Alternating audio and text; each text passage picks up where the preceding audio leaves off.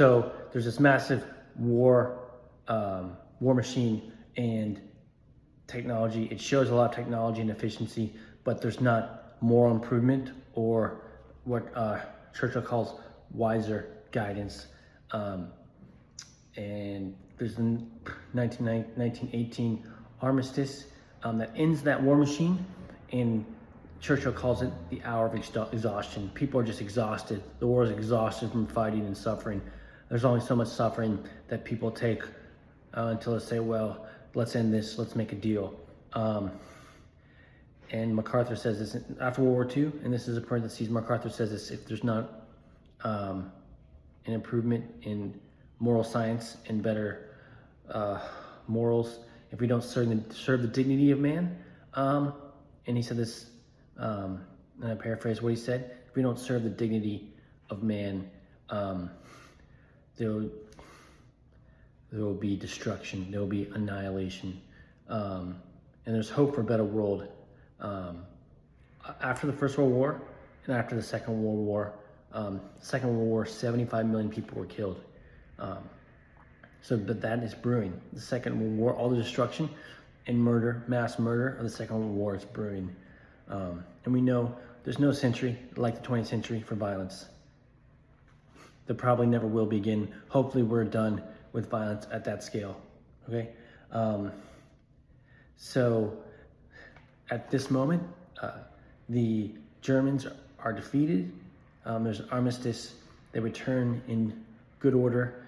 And Churchill says, well, proud people, if they're defeated, they're going to rearm themselves. That's what they did. There's still weaponized science.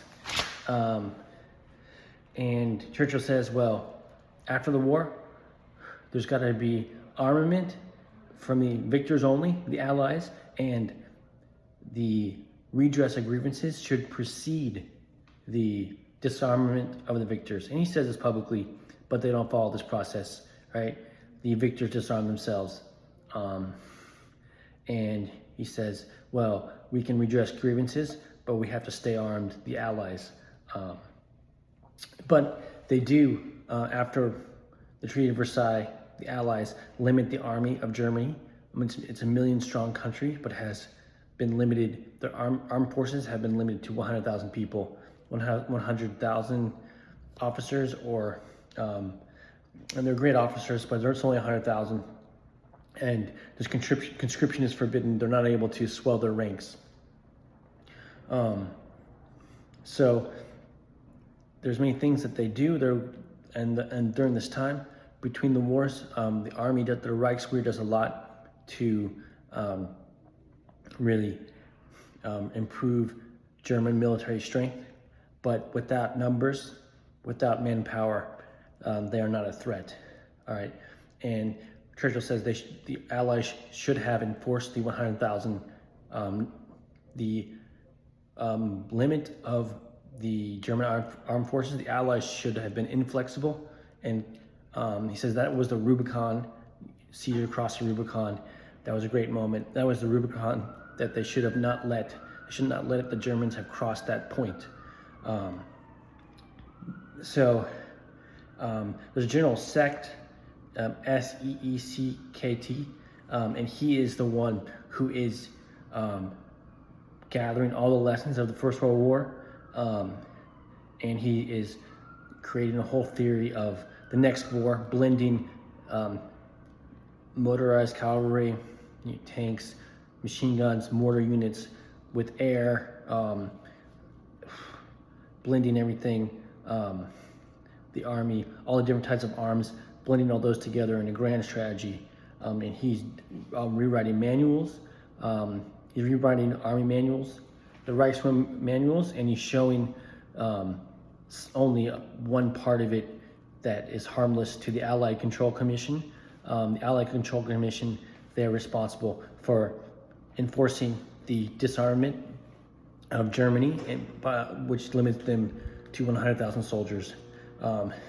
So the strength of the German army, it's growing because of the training, improved training and processes that Seeckt and the other officers, and the thinking that they're training many officers how to think and how to fight as a great unit, as a great modernized fighting force.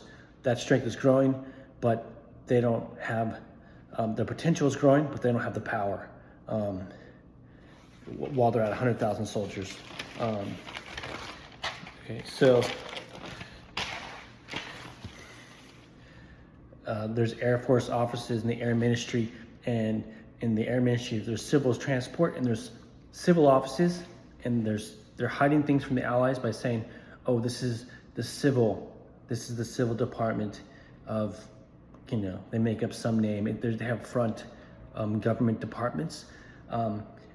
There's one for the Air Force, civil air transport, but the pilots know nothing about commercial aviation. They're focused on aviation, military aviation, and Air Force, the Navy, and there's also the Soviet Union, and I've read this, right after the war, they are doing exercises in the Soviet Union, secret exercises, and I don't know if Churchill knew about that. That probably came out later. I have to check that. So the potential is for a great German army is being built, but I said it's not fleshed out. Churchill says it's like a skeleton, but it's not a fleshed out corpse. It's just a skeleton, but it's a very powerful skeleton. But it needs, the full body to operate, right? The flesh, which is the reserves, which is the conscripts, the draft. So basically, Churchill says, but this is not a problem until 1934, right? And because the German army is limited to 100,000, and at any time, and the French army is greater, France, Italy, and Great Britain have way more power, actual military power, to keep Germany at bay. And they're also able to prevent the rearmament of Germany, the massive rearmament, because the massive rearmament beyond 100,000 soldiers, masses of troops, supplies, that would have been impossible to conceal. And Hitler and his generals, they confirmed this. Yeah, if Hitler says, well, the dangerous period is at the beginning when the French can invade and take out our factories. And the beginning of rearmament was the most dangerous, but it wasn't super dangerous when Germany had all its soldiers and had its arms developed, and his generals, Jodl, who was executed at Nuremberg, he said, yeah, at the beginning we had 100,000. The French army was huge, 1 million. Great Britain, they had very active, large, active duty military. They could have easily invaded us and stopped the process. And it was militarily impossible to resist with 100,000 soldiers, even so well trained. There was a numbers game, and the amount of weapons and bullets and bombs that the Allies had was enough, by far enough, to disarm, to defeat that tiny army of 100,000. Even though they were very professional, and they were very professional, but there was even time in the 30s to, Churchill says this, invade. He implies invasion, to disarm. He says disarm, which that would have required invasion of the Third Reich. And he says that's why this is the unnecessary war. And he'll say that later. So there's all these things that Seeckt is doing, and in the Reichswehr, it's the force during the 20s. They are rearming, and they are taking all that information, all the lessons of the First World War, the lessons of the battlefield. They're organizing that, and they're training officers and they're doing also military exercises that are small because it's not a lot of people, but they'll be able to scale those. They'll be able to scale those exercises to a huge army that is a very powerful and coordinated army. And the generals of 1940, they say, well, this is our success was because of all this preparation, all this learning, military learning, and development of tactics and military science within 100,000 strong, defeatable Reichswehr German army.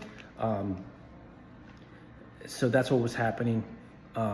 This process of rearmament, there was just training. There was training, and it was scientific. It was very good, but unless that army, those armed forces had a huge amount, all the German nation, all the manhood of the German nation, it was nothing in comparison to what France and Great Britain and Italy had alone, not even counting the United States.